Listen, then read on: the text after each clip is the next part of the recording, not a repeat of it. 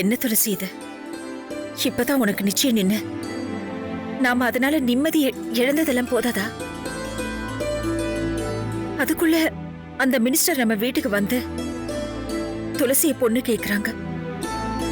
என்னங்க இது? ஏன் நமக்கு மட்டும் இப்படி எல்லாம் ஒரு சோதனை? சிவகாமி, இதுல சோதனை என்ன இருக்கு? பாக்க அழகா ரொம்ப புத்திசாலித்தனமான பொண்ணுன்னா சும்மாவா? அதான் இப்படி பெரிய இடத்து சம்பந்தம் எல்லாம் நம்மள தேடி வருது. சரியா சொன்னடா தங்கம். அட நீங்க வேறங்க. நானே மினிஸ்டர் நம்ம வீடு தேடி வந்து பொண்ணு கேட்டுட்டாங்களே, அவங்க கிட்ட எப்படி நான் இது சரி வராதுன்னு சொல்லி புரிய வைப்பேன் நானே கவலையில இருக்கேன். நிலைமை புரியாம இவ கிண்டல் பண்ணிட்டு இருக்கா. சிவகாமி, இப்போ உனக்கு என்ன பிரச்சனை? முதல்ல அத சொல்லு.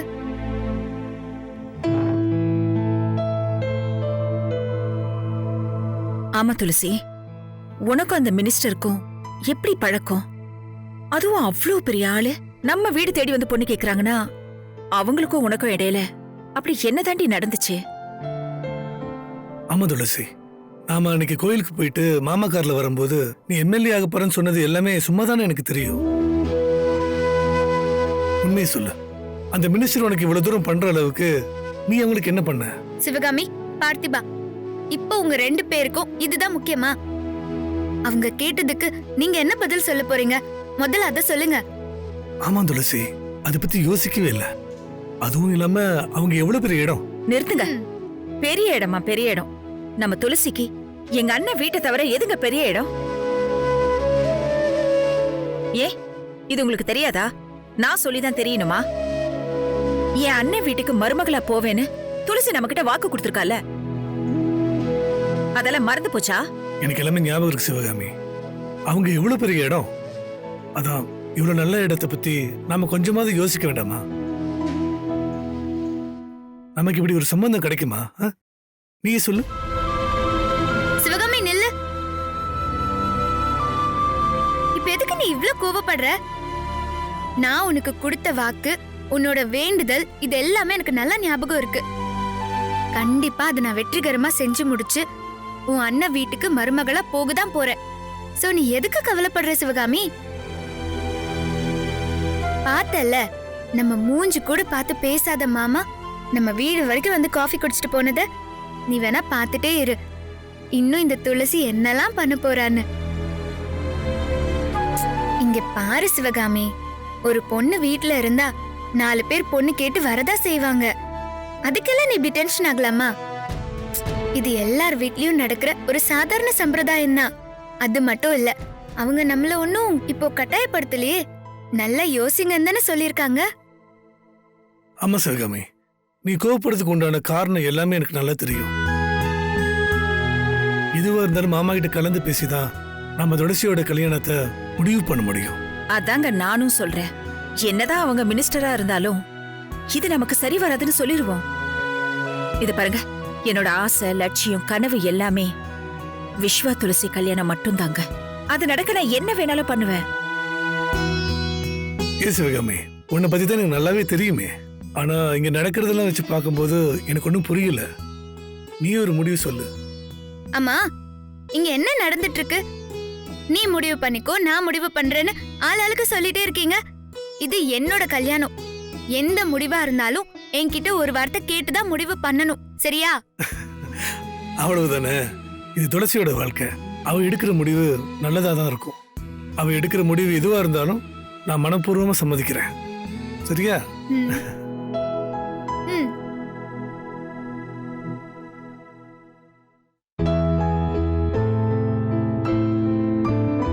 துளசி, சிவகாமி, அவங்க நம்ம கிட்ட பொண்ணு கேட்டாங்க. அதுக்கு நம்ம ஆமா இல்லன்னு ஏதாவது ஒரு பதில சொல்ல போறோம். இதுக்கு எதுக்கு நீ இவ்ளோ டென்ஷன் ஆகி உடம்புக்கு எடுத்துக்கிற? அதெல்லாம் இருக்கட்டும், அதை விடுறி. நீ எனக்கு ஒரு உதவி பண்றியா? கண்டிப்பா பண்ற சிவகாமி. நீ என்ன பண்ணணும்னு சொல்லு. அது நான் அண்ணனை பார்க்கணும். முடியுமா? உன் அண்ணனை தானே பார்க்கணும். சரி, வா போலாம்.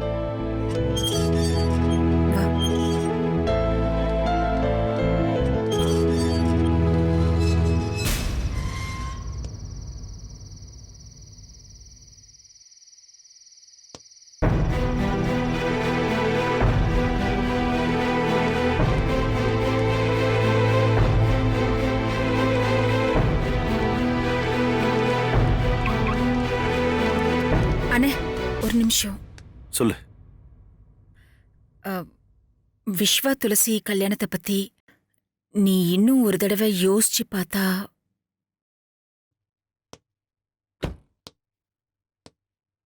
அது முடிஞ்சு போன விஷயம். அதை பத்தி திரும்ப பேச வேண்டாம். இந்த ஜென்மத்துல அவங்க ஒண்ணு சேரவே முடியாது. வேற ஏதாவது இருந்தா சொல்லு. ஏன் இப்படி பேசுற? அவங்க அப்படி என்னதான் தப்பு பண்ணிட்டாங்க? இல்ல என் மேல ஏதாச்சும் உனக்கு கோவம் இருக்கா? சொல்லுனே. இந்த பாரு, எனக்கு யார் மேலேயும் எந்த கோவமும் இல்லை. என் தகுதிக்கும் அந்தஸ்துக்கும் இந்த சம்பந்தம் ஒத்து வராது. நீ எப்பவும் பேசுற பழைய விஷயத்த மட்டும் பேசிட்டு இருக்காத. அது எல்லாத்தையும் மறந்துரு. அதான் எல்லாருக்கும் நல்லது. சரிண்ணே, உங்க அந்தஸ்துக்கு நாங்க ஈடு இல்லதான். ஆசைப்பட்டது ஏன் தப்புதான். என்ன மன்னிச்சிடுனே. அண்ணே, நான் இப்ப கூட துளசி விஸ்வா கல்யாணத்தை பத்தி உன்கிட்ட பேச வந்ததுக்கு ஒரு காரணம் இருக்குண்ணே. துளசிக்கு ஒரு வரன் வந்திருக்கு. அதான் உன்கிட்ட ஒரு வார்த்தை. ரொம்ப சந்தோஷமா? ரொம்ப சந்தோஷம். உடனே சரின்னு சொல்லி அவளை கல்யாணம் பண்ணி கொடுத்துரு. வயசு பொண்ண எத்தனை நாள் தான் தனியா வீட்லயே வச்சிட்டு இருப்ப? எப்ப கல்யாணம், என்ன ஏதுன்னு எனக்கு சொல்லி அனுப்பு. நான் வந்து என்னோட தாய்மாமன் சீரா என்ன பண்ணணுமோ அதை நான் பண்றேன். கல்யாணத்துல முன்னாடி நின்னு இந்த ஊரே மெச்சுற அளவுக்கு நான் பண்ணி வைக்கிறேன். அண்ணே, நீயா இப்படி பேசுற? சொல்லுனே, கேட்டுட்டு இருக்கேல்ல. சிவகாமி, இங்க பாரு சிவகாமி, இவ்ளோ தூரம் ஆனதுக்கு அப்புறம் எதுக்கு நீங்க நின்னு பேசிட்டு இருக்க? அவர் தகுதி அந்தஸ்து எல்லாம் அவரே வச்சுக்கிட்டோம். நீ அவர்கிட்ட எதையும் கேட்டுட்டு இங்க நிக்க வேண்டாம். எனக்கு அவர்கிட்ட இருந்து எந்த சீருமே வேண்டாம். அவர் அவரோட முடிவை தீர்மானமா சொல்லிட்டாருல்ல. இதுக்கு மேல நாம என்ன பண்ணணுமோ அதை பண்ணுவோம். இனி அவர்கிட்ட எந்த நியாயமும் கேட்க வேண்டாம். வாமா.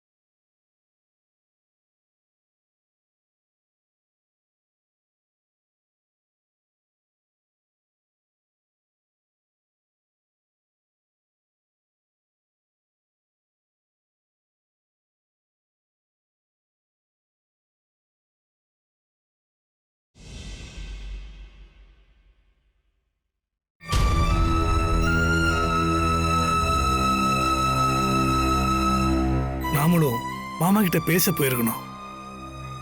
சிவகாமியை தனியா அனுப்பி இருக்க கூடாது. அவங்க ஏதாவது உணர்ச்சி வசப்பட்டு வாயை விட்டுருந்தா எல்லாமே கெட்டு போயிருக்குமே. இப்ப என்ன பண்றது? இவ என்ன கேட்டா, மாமா என்ன சொன்னாரு, எனக்கு ஒண்ணுமே தெரியலையே. கடவுளே, எல்லாம் நல்ல விதமா நடந்திருக்கணும். மாமா சரின்னு சொல்லியிருக்கணும். துளசி அந்த வீட்டுக்கு தான் மருமகளா போகணும்.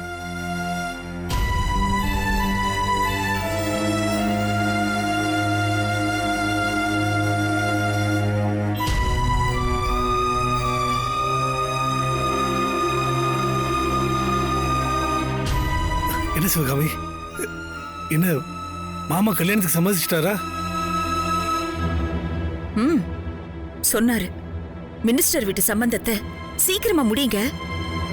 தாய் மாமனா முறைப்படி நான் என்ன சீர் செய்யணுமோ அத வந்து செய்யறேன்னு சொன்னாரு. அவரோட அந்தஸ்துக்கும் தகுதிக்கும் ஏத்த மாதிரி நாம இல்லையா?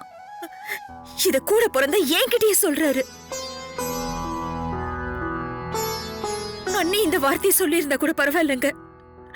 ஆனா அண்ணன் இப்படி சொல்லுவாருன்னு நான் கொஞ்சம் கூட எதிர்பார்க்கல. என் மருமகன்னு மூச்சுக்கு 300 தடவை சொல்லும் போதெல்லாம் அவருக்கு நம்ம அந்தஸ்து தகுதி எல்லாம் தெரியலையா? எப்போ சின்ன வயசுல பேசுனதை வச்சு கனவு கண்டா நான் எப்படி அதுக்கு பொறுப்பாக முடியும்? போ, போய் ஆக வேண்டியதை பாருன்னு சொல்லிட்டாரு. சின்ன சிறுசுங்க மனசுல ஆசைய விதைச்சிட்டு எப்போ அத வேரோட அறுக்க பாக்குறாருங்க. போச்சுங்க, எல்லாமே போச்சு. நாம கண்ட கனவு எல்லாமே போச்சு. அவர் முடிவுல எந்த மாற்றமும் இல்லையா? இது நடக்கவே நடக்காதுன்னு தீர்மானமா சொல்லிட்டாரு. சிவகாமி, இந்த மாதிரி அழுது புலம்புறதெல்லாம் கொஞ்சம் நிறுத்துறியா? மாமா இப்படிதான் பேசுவாருன்னு எனக்கு தெரியும். இருந்தாலும் உன் திருப்திக்காக தான் நான் உன் கூட வந்தேன். நீ இந்த கதையெல்லாம் மூட்டை கட்டி வச்சுட்டு மினிஸ்டர் தம்பிக்கும் எனக்கும் நிச்சயதார்த்தம் பண்றதுக்கு ஏற்பாடு பண்ணு போ.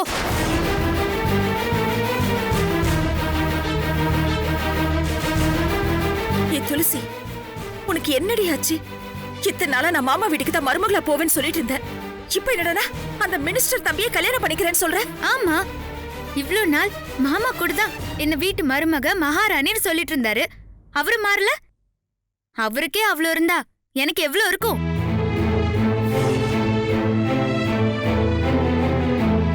மா, நீ உடனே ஃபீல் பண்ணாத. இப்பவும் நான் சொல்றேன், நான் தான் மாமா வீட்டுக்கு மருமகளா போவேன். என்னடி விளையாடுறியா? இப்படி மாத்தி மாத்தி பேசிட்டு இருக்க. இப்பதானே அந்த மினிஸ்டர் தம்பியை கல்யாணம் பண்ணிக்க போறேன்னு சொன்ன. ஐயோ அம்மா, நான் கல்யாணம் பண்ணிக்கிறேன்னு எங்க சொன்ன? நிச்சயத்துக்கு தேவையான ஏற்பாட்டை தானே பண்ண சொன்னேன் நானு. என்ன ரெண்டு பேரும் இப்படி பாக்குறீங்க? நீங்க நிச்சயத்துக்கு ஏற்பாடு பண்ணுங்க. அத விஸ்வா வந்து எப்படி தடுத்து நிறுத்துறான்னு மட்டும் பாருங்க. யாரு? விஸ்வாவா? துளசி, நீ பகல் கனவு காண்ற. கண்டிப்பா விஸ்வா அங்க வர மாட்டான்டி. அவனோட அப்பா அம்மா பேச்ச மீறி அவன் எதுவுமே பண்ண மாட்டான். சிவகாமி, நீ சொல்ற அந்த தத்தி விஸ்வா எப்பவோ காணாம போயிட்டான். நான் சொல்றேன், கண்டிப்பா விஸ்வா வந்து இந்த நிச்சயத்தை நிறுத்துவான். எனக்கு அவன் மேல முழு நம்பிக்கை இருக்கு. துளசி, விஸ்வா நீ நினைக்கிற மாதிரிலாம் கிடையாதுமா. வீண ரிஸ்க் எடுத்து உன் வாழ்க்கையை நீயே கெடுத்துக்காத. ஆமா துளசி, அப்பா சொல்றது கேள்றி. விஸ்வாவை பத்தி எனக்கு நல்லா தெரியும். அது மட்டும் இல்ல, கண்டிப்பா அவன் எங்க அண்ணனை மீறி ஒரு துரும்ப கூட அசைக்க மாட்டான். துளசி, உனக்கு வயசு பத்தாது. எங்களுக்கு இருக்கிற அனுபவத்தை வச்சு சொல்றோம். அதுக்கப்புறம் உன் இஷ்டம்.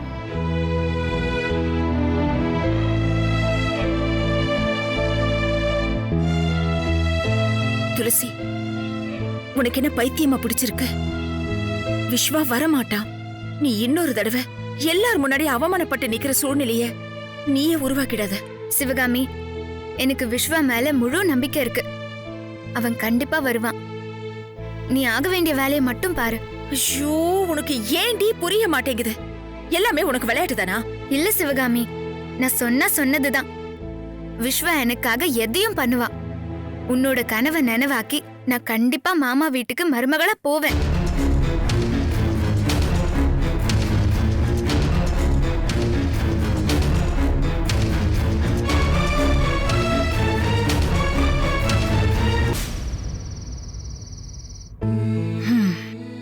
துளசி சொல்றத நம்பவா வேண்டாமா? எனக்கு எதுவுமே புரியல. கடவுள் மேல பாரத்தை போட்டுட்டு துளசி நிச்சயத்தை நடத்த வேண்டியதுதான். இனிமே வேற வழியே இல்ல.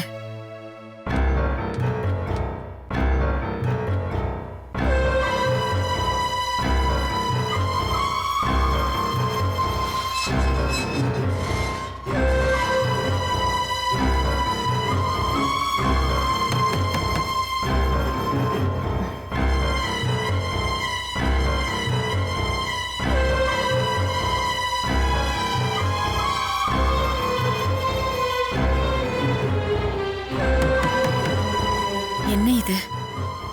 கதவு தட்டுற சத்தம் கேக்குது. இந்த நேரத்துல யாரா இருக்கும்?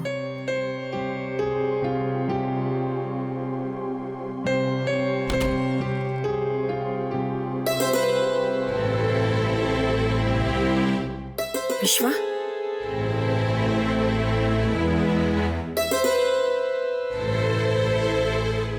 என்ன விஸ்வா, இந்த நேரத்துல இங்க வந்திருக்க? என்னாச்சு விஸ்வா? ஏதாச்சும் பிரச்சனையா? அத்தை, என்ன மன்னிச்சிருங்க அத்தை. நீங்க மட்டும் இல்ல, மாமா, துளசி எல்லாருமே என்ன மன்னிக்கணும். என்ன மன்னிச்சிருங்க அத்தை. விஸ்வா, என்ன விஸ்வா இது? ஏன் கால்ல விடுற அளவுக்கு நீ என்னப்பா தப்பு பண்ண? இல்ல அத்தை, முதல்ல நீங்க என்ன மன்னிச்சிட்டேன்னு சொல்லுங்க அத்தை. ஐயோ விஸ்வா, திரும்ப திரும்ப மன்னிப்பு அது இதுன்னெல்லாம் கேட்டுக்கிட்டு அப்படியே நீ மன்னிப்பு கேட்க வந்தாலும் அதுக்கு இதுவா நேரம்? ஆமா அத்தை, இல்லனா துளசி என் கையை விட்டு போயிடுவாளே. ஆமா அத்தை, துளசிக்கு நடக்க போற இந்த நிச்சயத்தை நீங்க தான் நிப்பாட்டணும். ப்ளீஸ் அத்தை. நிச்சயமா துளசியை நான் கல்யாணம் பண்ணுவேன். என்ன நம்புங்க அத்தை.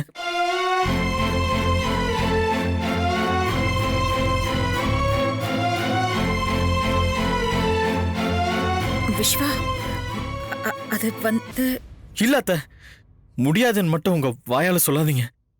நான் உங்களை நம்பிதான் இருக்கேன். ப்ளீஸ், நம்ம எல்லாருமே சேர்ந்து எங்க அப்பா கிட்ட பேசி சம்மதிக்க வைக்கலாம். என் துளசிய என்ன தவிர வேற யாராலும் புரிஞ்சு நடந்துக்க முடியாது அத்தை. ப்ளீஸ் அத்தை, மினிஸ்டர் சம்பந்தம் நமக்கு வேணாம். நம்ம குடும்பமா எல்லாரும் ஒன்னா சேர்ந்து சந்தோஷமா இருக்கலாம் அத்தை. எனக்கு கொஞ்சம் டைம் கொடுங்க அத்தை. கண்டிப்பா துளசி கழுத்துல நான் தாலி கட்டுவேன். அத்தை, நீங்க உடனே எல்லா ஏற்பாடையும் பண்ணி என் அண்ணன் பையனுக்கு தான் என் பொண்ணை கட்டி வைப்பேன்னு மினிஸ்டர் கிட்ட சொல்லிருங்க அத்தை. சரி விஸ்வா, நீ ஒண்ணும் கவலைப்படாத. எதுவா இருந்தாலும் காலையில பேசிக்கலாம். இந்த நேரத்துல நீ இங்க நின்னு என்கிட்ட பேசுறத அண்ணன் பார்த்தாருனா பெரிய பிரச்சனையாயிடும். தயவு செஞ்சு இங்க இருந்து போயிடு விஸ்வா. அத்தை, நான் இப்ப போறேன். துளசி தான் என்னோட உயிர். அவ இல்லனா நான் இல்ல. இந்த ஜென்மத்துல துளசி தான் எனக்கு பொண்டாட்டி.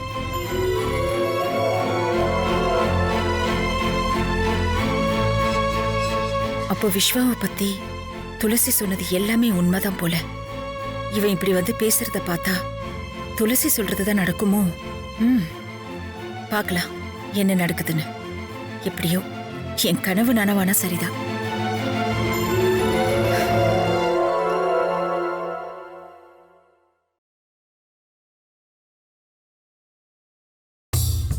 அத்தை, காஃபி. மாமா,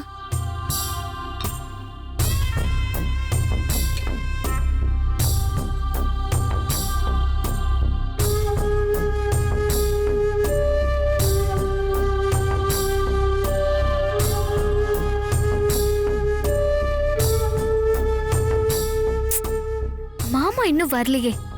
அப்படி எங்க தான் போனாரோ தெரியலையே. இது எல்லாமே அந்த சிவகாமி குடும்பத்தோட வேலையாத்தான் இருக்கும். அவங்களோட நான் வாழ்க்கை முழுக்க போராடிக்கிட்டே தான் இருக்கணும். அதுதான் என் தலையெழுத்து. நம்ம நிம்மதியை கெடுக்கிறதே அவங்களுக்கு வேலையா போச்சு.